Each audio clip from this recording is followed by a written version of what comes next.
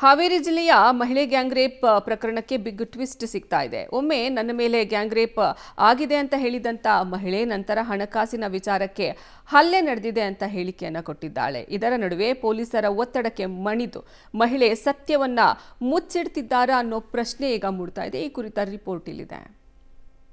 ಮೊದಲು gang rape, ನಂತರ ಹಲ್ಲೆ, ಮಹಿಳೆ ಮತ್ತೆ ಯೂಟರ್ನ್. ಡ್ರಾಪ್ ಕೊಡುವ ನೆಪದಲ್ಲಿ ನಡೀತಾ ಗ್ಯಾಂಗ್ ರೇಪ್, ಸುಳ್ಳು ಹೇಳುವಂತೆ ಒತ್ತಡ ಹೇರಿದ್ರ ಪೊಲೀಸರು. ಹಾವೇರಿ ಜಿಲ್ಲೆ ಬ್ಯಾಡಗಿ ಪಟ್ಟಣದ ಮಹಿಳೆಯ ಪ್ರಕರಣ ಪೊಲೀಸರಿಗೂ ಪೀಕಲಾಟ ತಂದಿದೆ. ಗಂಭೀರವಾಗಿ ಹಲ್ಲೆಗೊಳಗಾಗಿ ಆಸ್ಪತ್ರೆಗೆ ಸೇರಿದ್ದ. ಡ್ರಾಪ್ ಕೊಡುವ ನೆಪದಲ್ಲಿ ಗ್ಯಾಂಗ್ ರೇಪ್ ನಡೆದಿರೋದಾಗಿ ಹೇಳಿದ್ಲು. ಮಹಿಳೆಯ ಮುಖ ಹಾಗೂ ಗದ್ದಕ್ಕೆ ಗಾಯಗಳಾಗಿದ್ವು. ತಕ್ಷಣವೇ ಬ್ಯಾಡಗಿ ಪೊಲೀಸರು ಮಹಿಳೆಯನ್ನ ಜಿಲ್ಲಾಸ್ಪತ್ರೆಗೆ ಕರೆದುಕೊಂಡು ಬಂದು ಚಿಕಿತ್ಸೆ ಕೂಡ ಕೊಡಿಸಿದ್ರು.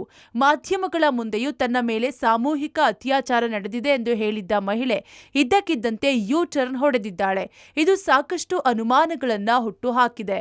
ಪೊಲೀಸರ ತನಿಖೆ ವೇಳೆ ತನ್ನ ಮೇಲೆ ಗ್ಯಾಂಗ್ ರೇಪ್ ನಡೆದಿಲ್ಲ, ಸಾಲದ ಹಣ ಕೊಡುವ ವಿಚಾರಕ್ಕೆ ತನ್ನ ಮೇಲೆ ಹಲ್ಲೆ ನಡೆದಿರುವುದಾಗಿ ಮಹಿಳೆ ಹೇಳಿಕೊಂಡಿದ್ದಾಳೆ.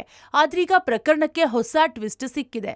ಸಂತ್ರಸ್ತ ಮಹಿಳೆಗೆ ಸಾಂತ್ವನ ಹೇಳಲು ಹೋಗಿದ್ದ ಮಾಜಿ ಶಾಸಕ ವಿರೂಪಾಕ್ಷಪ್ಪ ಬಳ್ಳಾರಿ ಮುಂದೆ ಮಹಿಳೆ ತನ್ನ ಗೋಳು ತೋಡಿಕೊಂಡಿದ್ದಾಳೆ.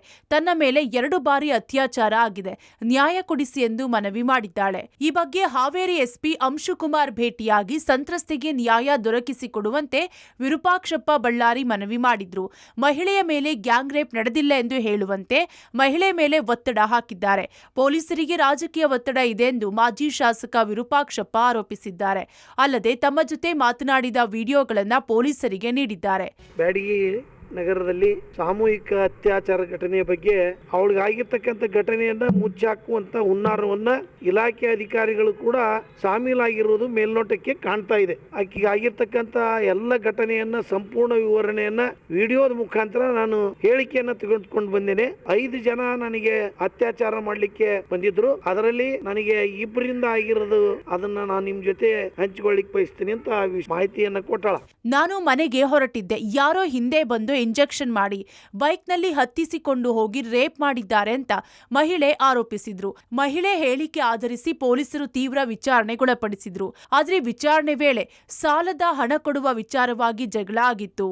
ಫರೀದಾ ಬಾನು ಹಾಗೂ ಗುಡ್ಡಪ್ಪ ಎಂಬುವರ ಸೊಸೆ ತಮ್ಮ ಮೇಲೆ ಹಲ್ಲೆ ಮಾಡಿದ್ದಾರೆ, ಆದರೆ ನನ್ನ ಮೇಲೆ ಯಾವುದೇ ಅತ್ಯಾಚಾರ ಆಗಿಲ್ಲ ಎಂದು ಒಪ್ಪಿಕೊಂಡಿರೋದಾಗಿ ಪೊಲೀಸರು ಮಾಧ್ಯಮ ಪ್ರಕಟಣೆ ಹೊರಡಿಸಿದ್ರು.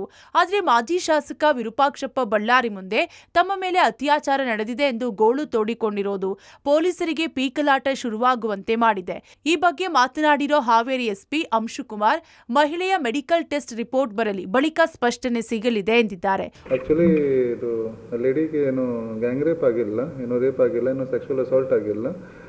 ಪರ್ಸನಲ್ ಮ್ಯಾಟರ್ ಮೇಲೆ ನದೀಮುಲ್ಲಾ ಮತ್ತೆ ಇನ್ನೊಬ್ಬ ಮಹಿಳೆ ಅವಳಿಗೆ ಇದು ಅಸಾಲ್ಟ್ ಮಾಡಿದರು. ಆದ ನಂತರ ಈ ವಿಷಯ ಬಗ್ಗೆ ಇದು ಬ್ಯಾಡಗಿ ಪೊಲೀಸ್ ಸ್ಟೇಷನ್ ನಲ್ಲಿ ಒಂದು FIR ರಿಜಿಸ್ಟರ್ ಆಗಿದೆ. ಮತ್ತೆ ಇದು ಫರ್ದರ್ ಇನ್ವೆಸ್ಟಿಗೇಷನ್ ನಡೀತಾ ಇದೆ. ಈ ಲೇಡಿಗೆ ಇದು 164 ಸ್ಟೇಟ್ಮೆಂಟ್ ಕೂಡ ಮಾಡ್ತೀವಿ. ತನಿಖೆಯಲ್ಲಿ ಏನು ಬರುತ್ತೆ ಅದು ಮುಂದಿನ ಕಾರ್ಯವಾಹಿ ಮಾಡ್ತೀವಿ. ವೈದ್ಯಕೀಯ ಪರೀಕ್ಷೆ ವರದಿ ಆಧರಿಸಿ ನಿಜವಾಗಿಯೂ ಮಹಿಳೆ ಮೇಲೆ ಗ್ಯಾಂಗ್ ರೇಪ್ ಆಗಿದೆಯಾ ಅಥವಾ ಹಣಕಾಸಿನ ವಿಚಾರಕ್ಕಾಗಿ ನಡೆದ ಗಲಾಟೆನಾ ಅನ್ನೋ ಸತ್ಯ ಹೊರಬೀಳಲಿದೆ. Fakirayya, public TV, Haveri.